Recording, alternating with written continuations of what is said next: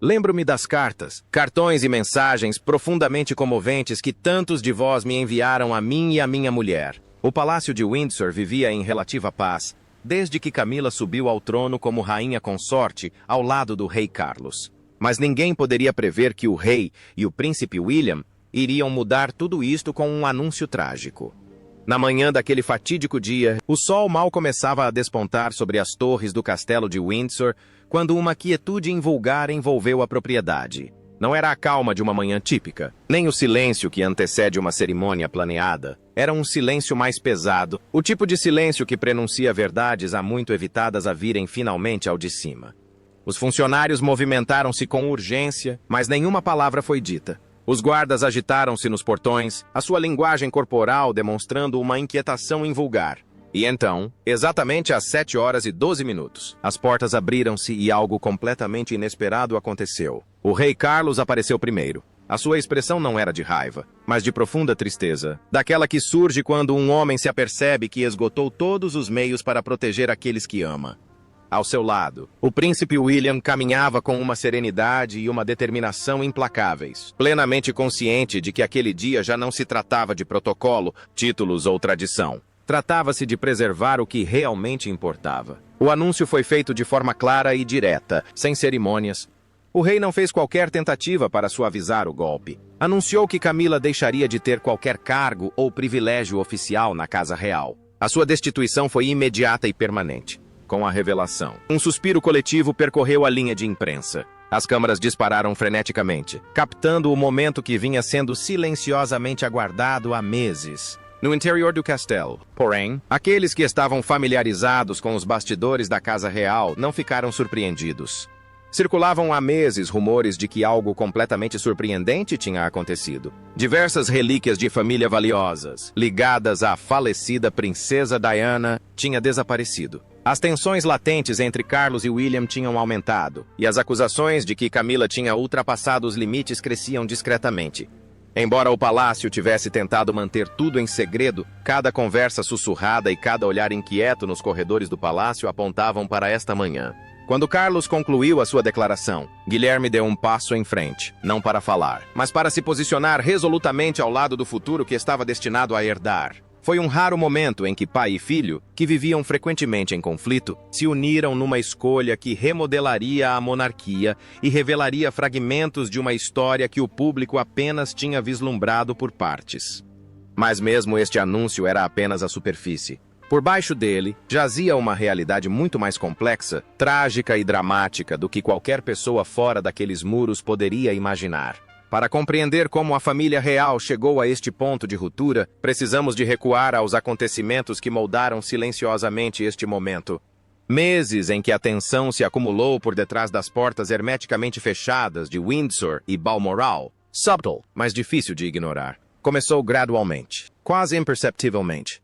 Após o falecimento da rainha Isabel, Camila assumiu o seu papel de rainha consorte com uma confiança publicamente elogiada como firme e serena. Exteriormente, mostrava-se composta, dedicada e graciosa, mas, dentro do palácio, estava a ocorrer uma transformação diferente.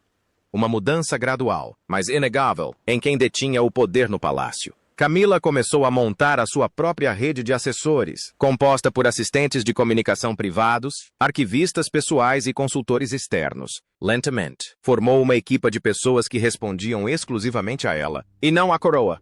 A princípio, Carlos permitiu-o sem interferir, para que ela se adaptasse ao seu novo papel de rainha consorte. Ainda se estava a adaptar à realeza enquanto ainda estava de luto. Não era surpresa que o velho rei procurasse conforto na presença familiar da sua esposa. Mas, com o passar do ano, os membros do tribunal aperceberam-se que a sua influência se expandia para áreas tradicionalmente protegidas. A rainha Camila estava a alargar o seu domínio a áreas como a coleção real, o planeamento de cerimônias e até mesmo decisões relativas aos arquivos reais. A princesa Ana foi a primeira a manifestar-se contra a interferência da rainha consorte.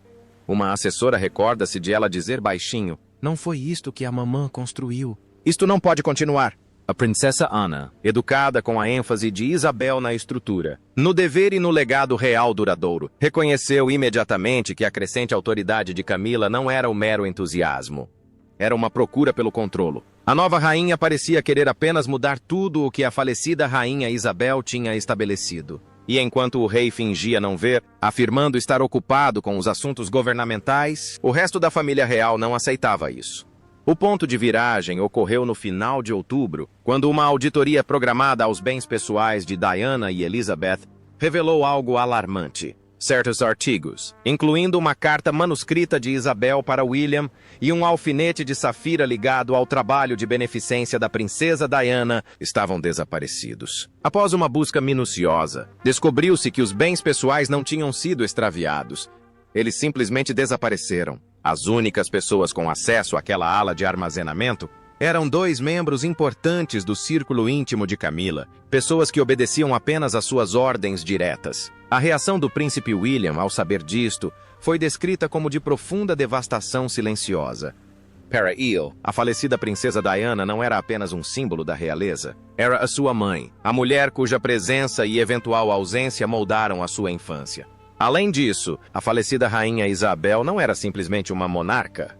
Era sua avó, aquela que lhe incutiu o significado de legado. Por outro lado, o príncipe Carlos, inicialmente dividido entre o dever e a emoção, confrontou Camila. Mas a reação da rainha consorte não foi apenas surpreendente, foi devastadora.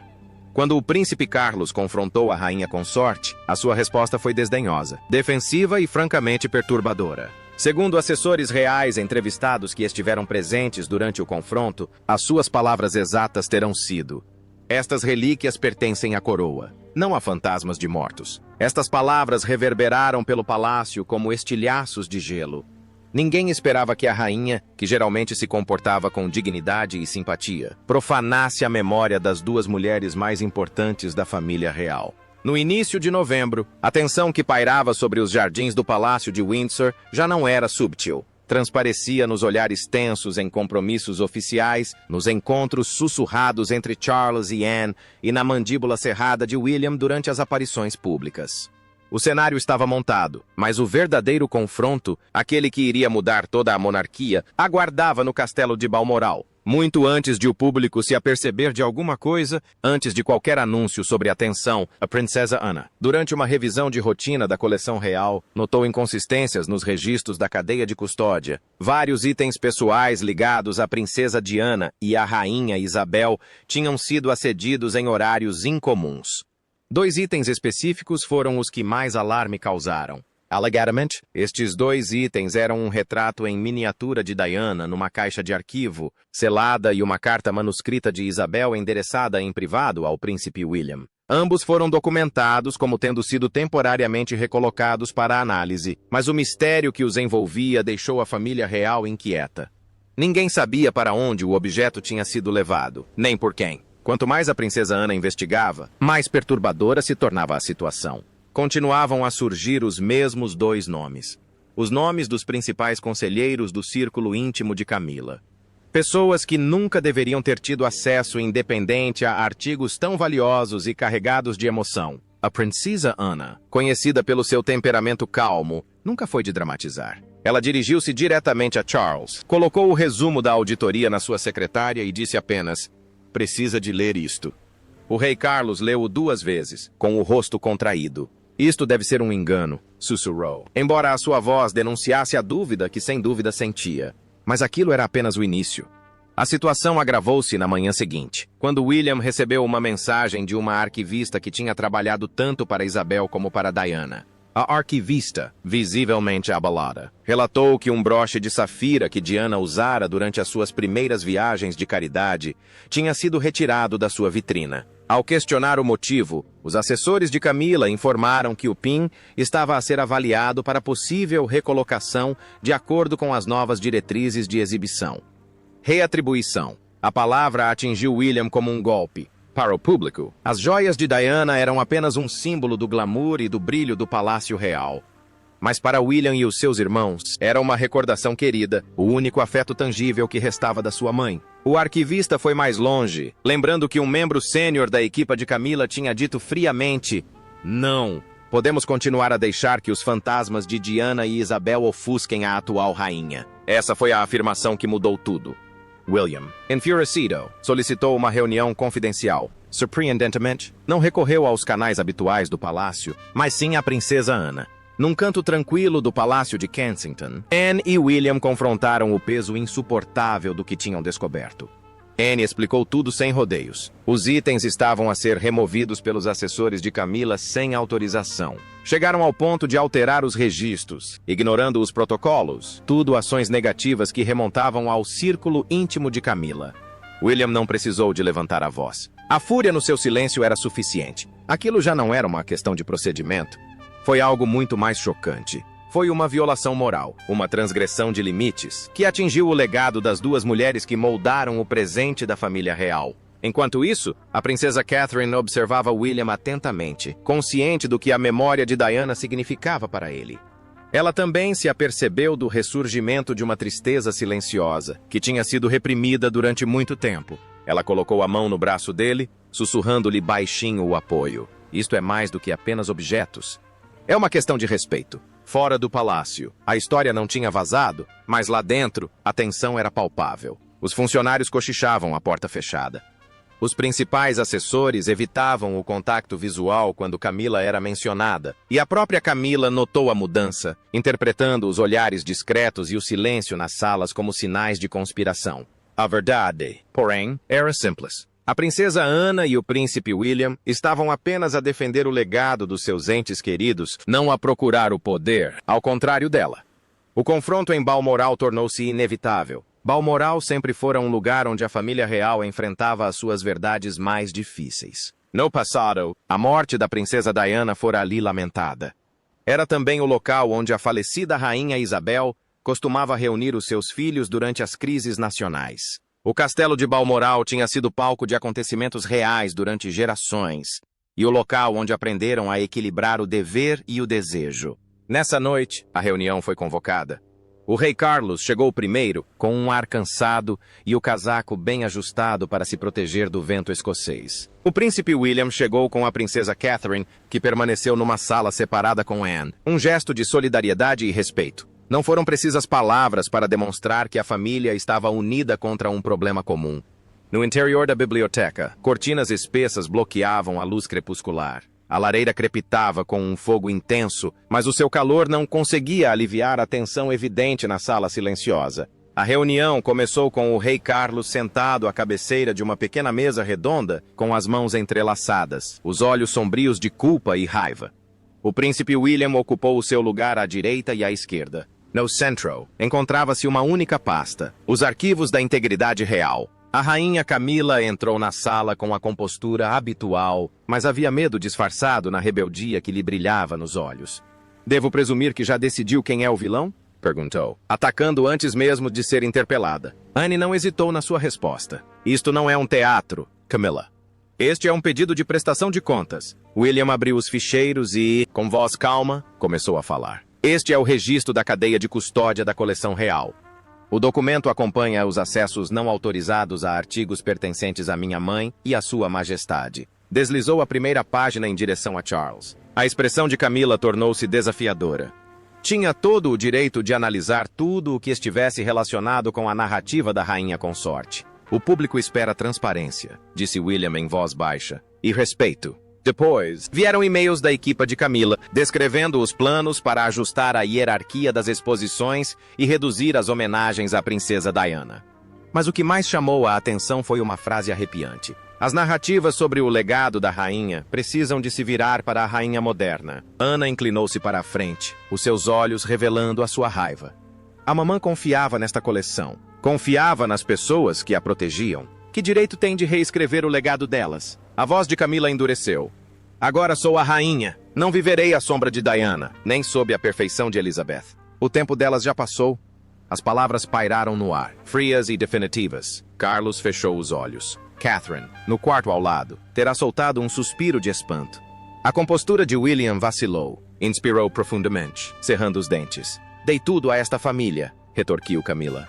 "E agora querem os três despir-me por causa de um retrato e de uma carta?" "Não se trata de objetos", respondeu William calmamente. "Trata-se da intenção por detrás das suas ações. Vocês tentaram remodelar a monarquia apagando as mulheres que a construíram. A Ana exigiu uma auditoria independente. Guilherme pediu o desmantelamento do círculo de conselheiros de Camila. O rei Carlos, dividido entre o amor e o dever, fez finalmente o pedido diretamente. Autorizou a sua equipa a remover o broche de safira de Diana? Camila hesitou. Aprovei uma reavaliação da sua localização. Nada mais. Anne fechou a pasta com força. Aquele broche não se perdera. Ele fora movido de propósito. Um silêncio pesado e inflexível instalou-se. Charles esfregou a testa. Isto não pode continuar. Nem pela coroa, nem pelo país e nem por nós. Guilherme acrescentou suavemente, concordando com o rei. A monarquia não pode sobreviver a mais uma ruptura. Precisamos de proteger o que ainda resta intacto. Naquele momento, Charles percebeu que a decisão que adiava há meses tinha finalmente de ser tomada. Finalmente passou a ver Camila não como uma parceira, mas como a origem de uma tempestade crescente. Devo agir, disse ele finalmente. Não como o seu marido, mas como o rei. O rosto de Camila empalideceu. Ela levantou-se, balançando a cabeça. Então é assim que acaba. Tu decides quanto vale a minha vida. Ela saiu sem dizer mais nada. Guilherme suspirou. Anne murmurou. Tinha de ser feito. O rei Carlos permaneceu em silêncio, ponderando a decisão que estava prestes a tomar. A neve começou a cair nos arredores de Balmoral, mas dentro do castelo, um casamento real estava a chegar ao fim. E a monarquia tinha cruzado uma linha da qual não havia retorno. Ao amanhecer, o rei tinha chegado ao seu limite. O confronto em Balmoral destruiu todas as ilusões a que se agarrava. Ilusões de unidade, de uma crise controlável, de uma esposa que simplesmente não compreendia o seu papel. Em vez disso, viu a verdade. A ambição de Camila transformara-se em algo corrosivo, algo que ameaçava os próprios legados de Elizabeth e Diana e o futuro que William deveria herdar. Às 6h45 da manhã, Charles convocou uma reunião de emergência na sala de estar vermelha. Apenas 3 pessoas foram convocadas. Guilherme, Ana e o secretário particular do rei.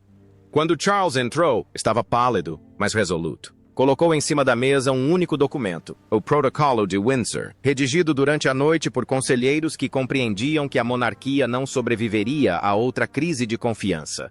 O protocolo delineava a consequência mais severa permitida sem compromissos e poderes: a demissão da sua equipa, o corte de verbas e o acesso às residências oficiais, a revogação de todos os privilégios associados ao título de rainha consorte, restando apenas o tratamento de cortesia, e a transferência imediata para a residência de Ray Milhouse como cidadã comum e não como membro ativo da família real. Charles assinou primeiro, com a mão trêmula. William assinou a seguir, não com triunfo, mas com um solene sentido de dever. Anne assinou por último, concisa, firm, a personificação da disciplina da mãe. Está feito, disse Charles em voz baixa. A coroa deve perdurar. Estas palavras foram o toque final de um sino que soava há meses. Às 7h10, Camila foi informada pelo secretário particular do rei. Apareceu ao fundo da escadaria, o rosto pálido, mas tomado pela incredulidade. Vocês estão a expulsar-me? Tia sussurrou. Depois de tudo o que fiz por esta família, o Charles estava a poucos metros de distância. Parecia mais velho do que na noite anterior. Estou a proteger esta família, disse. Um raro momento em que o rei se sobrepôs ao marido. O olhar de Camila desviou-se para William. E daí? Ele venceu. William abanou a cabeça lentamente. Isto não é uma vitória. A sua voz elevou-se não em raiva, mas em algo muito mais doloroso. Acha que Diana gostaria disso? Acha que Elizabeth gostaria de ver outra mulher destruída? Anne deu um passo em frente, o seu tom calmo, mas inflexível. A mamã acreditava na honra, Diana acreditava na compaixão. Nenhuma das duas acreditava em reescrever a história para obter poder pessoal. Por um instante, o mundo pareceu reduzir-se àquele pequeno espaço no corredor, onde 4 vidas que tinham definido uma geração de manchetes da realeza se encontravam em lados opostos de uma divisão intransponível. Depois, Camila virou-se, agarrando o corrimão como se estivesse a proteger de uma súbita rajada de vento. A sua partida de Balmoral foi discreta, sem imprensa, sem comitiva, apenas um carro acompanhado por uma segurança mínima, levando-a para sul, rumo a um futuro que nunca imaginara para si. Mas a sua demissão não foi o fim de tudo. Em pouco tempo, por todo o Reino Unido, as televisões passavam notícias de última hora em faixas. Inúmeras estações de rádio interromperam a sua programação matinal e os jornais apressaram-se a lançar edições digitais de emergência. A notícia espalhou-se à velocidade da luz. A rainha consort, Camilla tinha sido exilada e permanentemente destituída. Ela desapareceu das suas funções oficiais. A era das consortes terminara. Sem dúvida, foi uma notícia chocante para muitos cidadãos, especialmente para as gerações mais velhas que viram a monarquia enfrentar tempestade após tempestade. O choque foi profundo e alarmante, mas a reação mais profunda e significativa não veio da surpresa, mas da reflexão. Não se tratava de saber por que razão aquilo aconteceu, mas sim há quanto tempo as tensões se acumulavam sob a superfície. O público, ao que parecia, começara a perceber-se da profundidade do conflito interno, mesmo que apenas em retrospectiva. Do lado de fora do castelo de Windsor, formaram-se multidões quase de imediato. Alguns vieram demonstrar apoio ao rei e ao príncipe William, elogiando a decisão como um ato que devolveu a dignidade à coroa. Outros juntaram-se para expressar o seu pesar por Camilla, insistindo que, apesar dos seus defeitos, ela merecia um pouco de compaixão. Contudo, mesmo entre os que simpatizavam com ela, havia um entendimento tácito de que a sobrevivência da monarquia exigia o estabelecimento de certos limites. E esses limites tinham sido ultrapassados pela rainha consorte. Nos bastidores do poder, a reação foi igualmente reveladora. O primeiro-ministro Keir Starmer convocou uma reunião fechada em Downing Street, sublinhando que a ação decisiva do rei tinha reforçado a estabilidade constitucional e a confiança pública. Os partidos da oposição, normalmente rápidos a explorar as polêmicas da família real para obter ganhos políticos, mantiveram um silêncio invulgar, um reconhecimento da gravidade do que acabara de acontecer. Um membro sênior do parlamento, falando sob anonimato, observou que se Carlos e William não tivessem agido naquele momento, a instituição teria sangrado lentamente durante anos. Do outro lado do Atlântico, os Estados Unidos reagiram com um misto de fascínio e solenidade. CNN, um antigo embaixador no Reino Unido, descreveu o evento como a ação real mais decisiva desde a crise da abdicação. A Fox News apresentou a medida como um passo necessário para proteger o legado da princesa Diana. Os programas da manhã repetiram imagens do anúncio, enquanto os analistas discutiam como a remoção de Camilla se alinhava com a visão de Carlos a longo prazo de uma monarquia mais enxuta.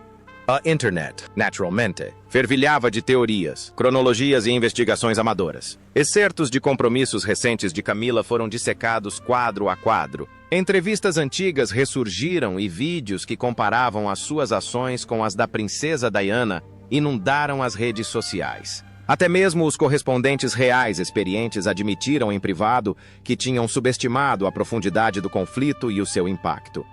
No entanto, dentro da residência real, o clima era pesado, mas concentrado. Os funcionários retiraram as placas de identificação do escritório de Camilla. Os seus artigos de papelaria pessoais foram encaixotados e guardados.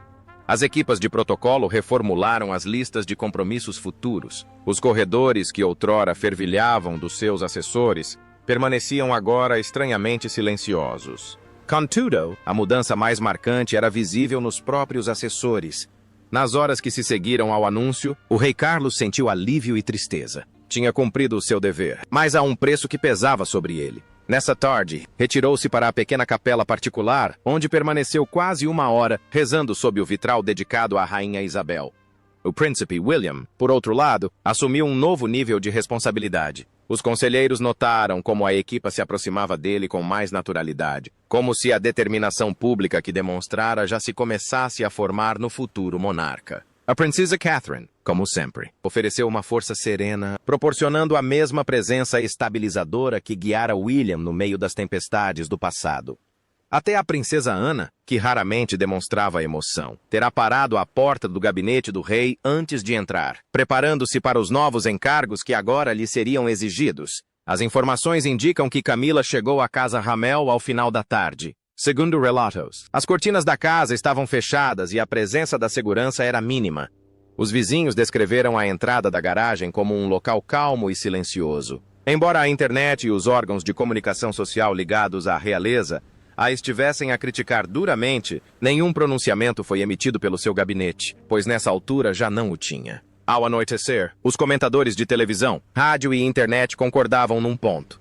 A monarquia tinha entrado num novo capítulo, construído não só sobre a tradição, mas também sobre a responsabilidade dos seus membros pelos seus atos. Embora a coroa se mantivesse firme, a família por detrás dela tinha mudado irrevogavelmente e, enquanto a Grã-Bretanha se acomodava na noite fria, uma última questão pairava no ar. Se este era o preço para proteger a monarquia, qual seria o preço para a curar? A Grã-Bretanha acabara de assistir a uma das mudanças mais drásticas da história da realeza. Uma decisão que desmantelou uma década de influência, redefiniu um casamento controverso e lembrou ao mundo que o poder, mesmo na sua forma mais dourada, tem limites.